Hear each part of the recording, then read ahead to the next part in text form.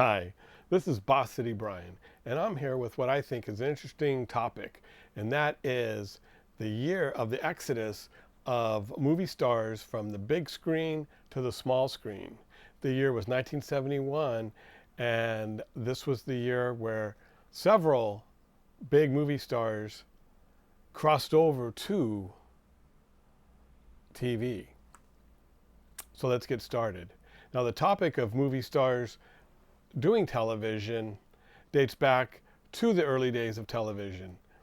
Uh, Movie stars really didn't do television because the movie studios were so opposed to television and the impact it was having on its business. Why would people go to the movie theaters when they could watch entertainment at home on television being broadcast into their living rooms? So there was a great divide, and it wasn't until um, basically Warner Brothers and Walt Disney started to produce tel- uh, stuff for television that the movie studios kind of loosened up. But they still didn't allow their movie stars to appear in television because at that time there was no going back. Now, movie stars different stages of the career did segue into starring in television shows.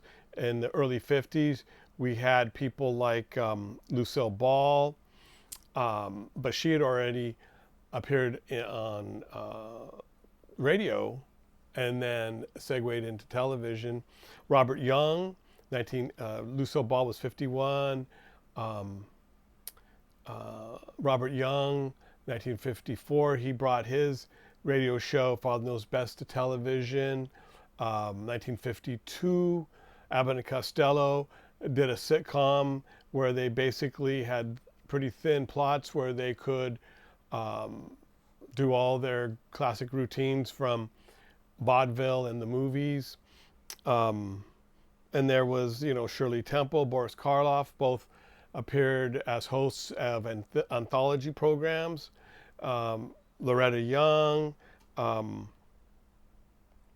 then in 1960, Fred MacMurray starred in My Three Sons after having a long and much heralded acting career. Had starred in some big hit Disney movies, remember Flubber, and got in on a deal with Don Feddersen where he could appear in a television show without spending a lot of time because they would shoot the show several episodes at a time, only shooting his scenes and his close-ups so that he wasn't waiting around for there to be a close-up of Tramp or Chip or the neighborhood kid down the street. But the big get, besides Fred MacMurray, was in 65, Barbara Stanwyck with Big Valley. And then in 68, Doris Day with the Doris Day Show. 1969, Debbie Reynolds with the Debbie Reynolds Show. But other than Father Knows Best and My Three Sons and The Big Valley, these shows weren't long lasting. Oh, of course, I Love Lucy.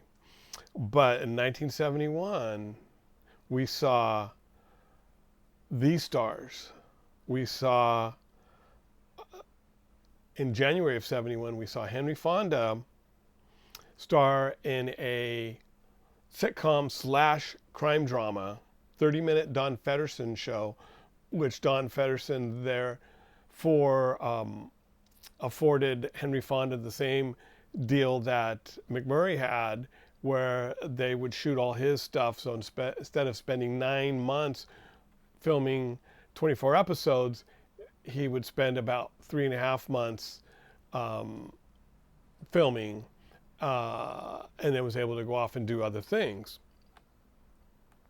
So that is a very interesting show. They ended up doing 39 episodes. It was renewed for the fall of 71, and he played a police detective in Los Angeles, and Ronnie Howard and Darlene Carr played his two oldest kids, and it was a bizarre or odd show because it was sitcom with the sitcom music cues.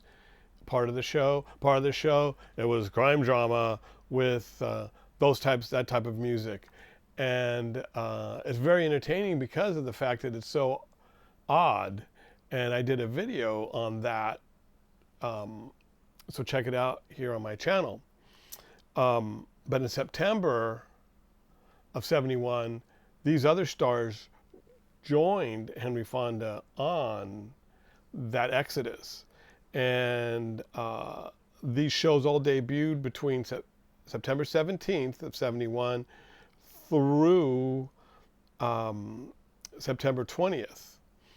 And the first one was Shirley MacLaine, who, of course, had starred in several movies, big acclaimed movies, The Apartment and Irma la Douche, a lot of big films with a lot of big co-stars.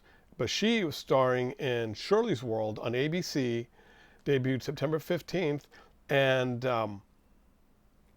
this was a show where she played a globe-trotting photojournalist, and she was currently stationed in England. So the show was filmed in England, and it was co-produced by Sheldon Leonard, the great TV producer, and ITC, and it aired on ABC. After its ABC airings, it would air in England, and it only lasted 17 episodes.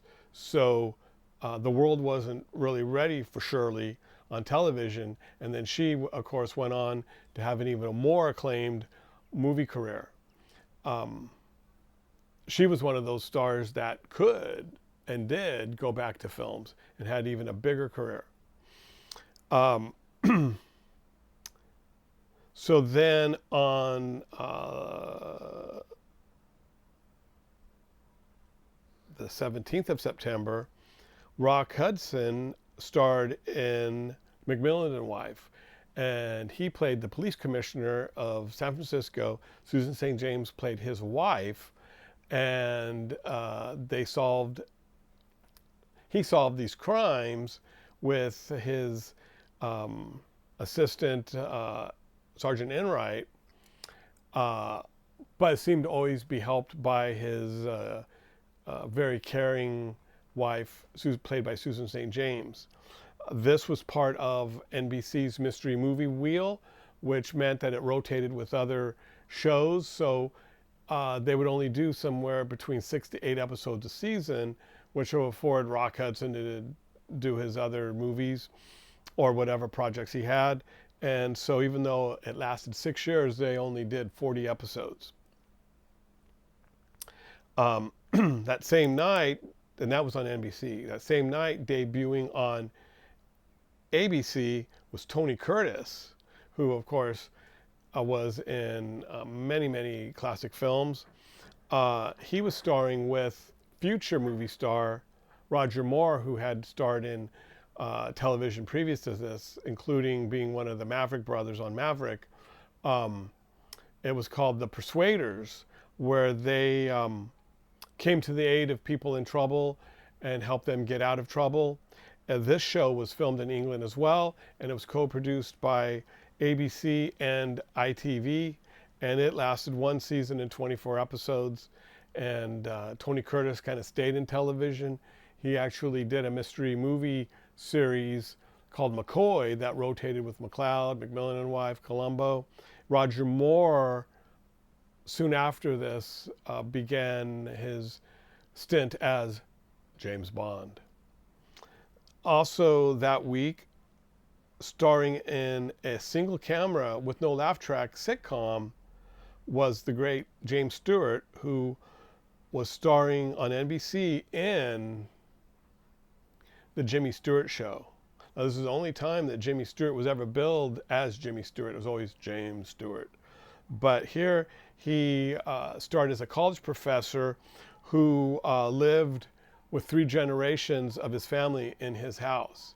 And it was, the reviews were very mixed and the ratings were low, which was really interesting because he's such a was such a big, loved uh, movie star.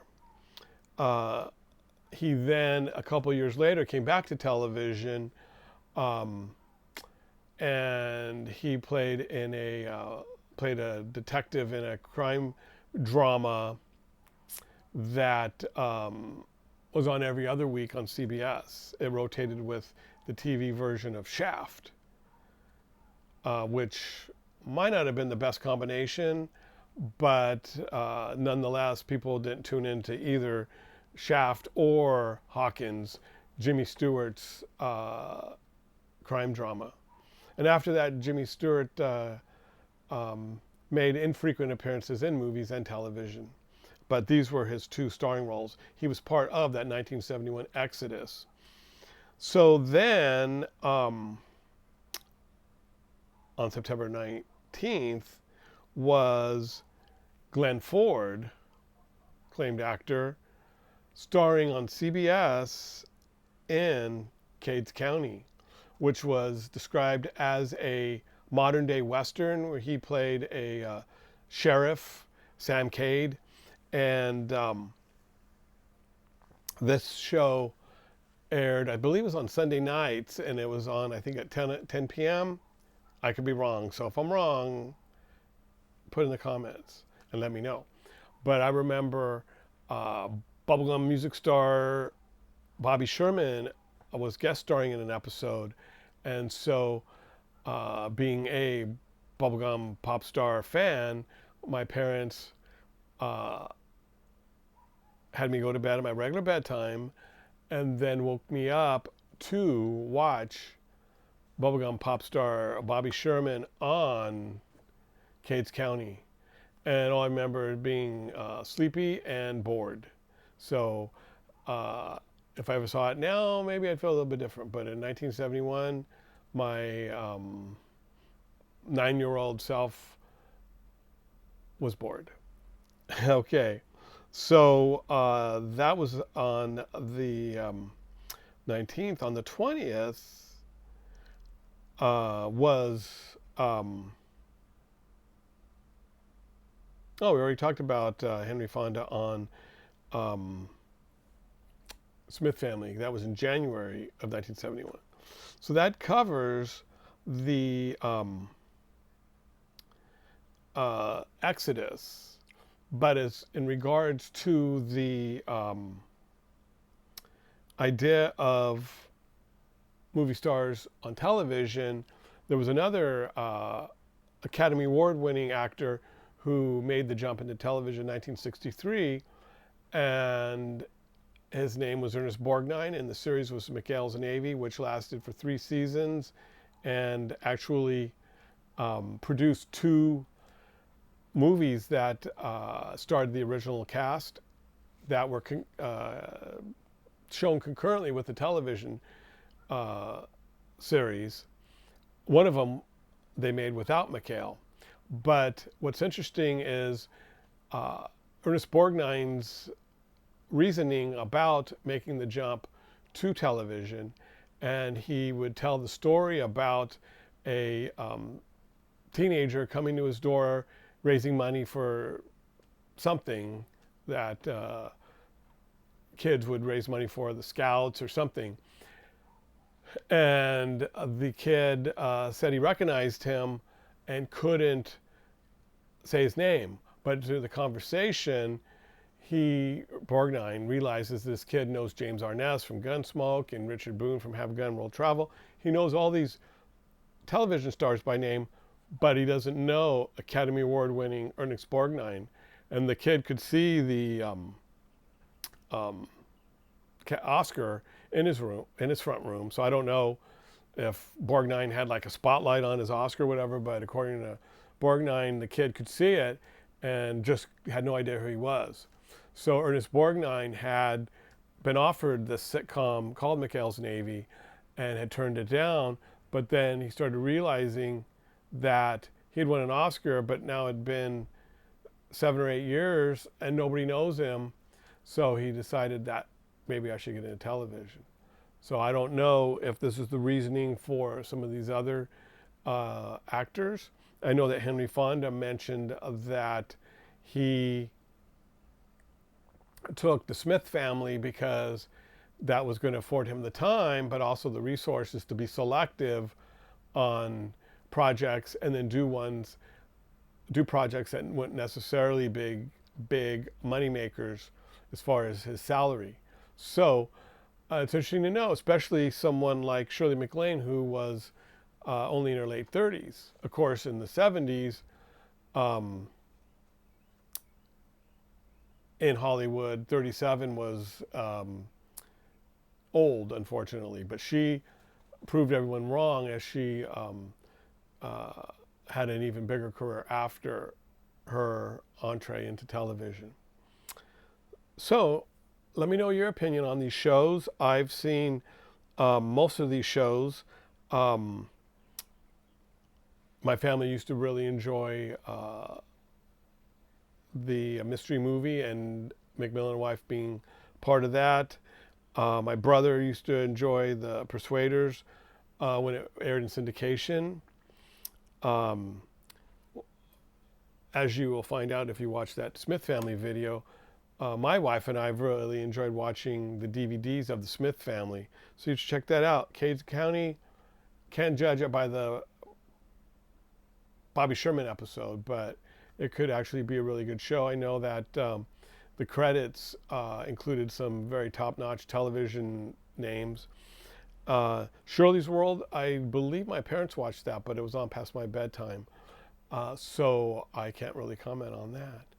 But let me know if you remember these shows. Let me know your opinion. And if you liked this episode, click the like button or subscribe. That would be really helpful. So until next time, this is Boss City Brian saying, don't think twice. It's all right. Many blessings. See you next time. Thanks for watching. Bye-bye.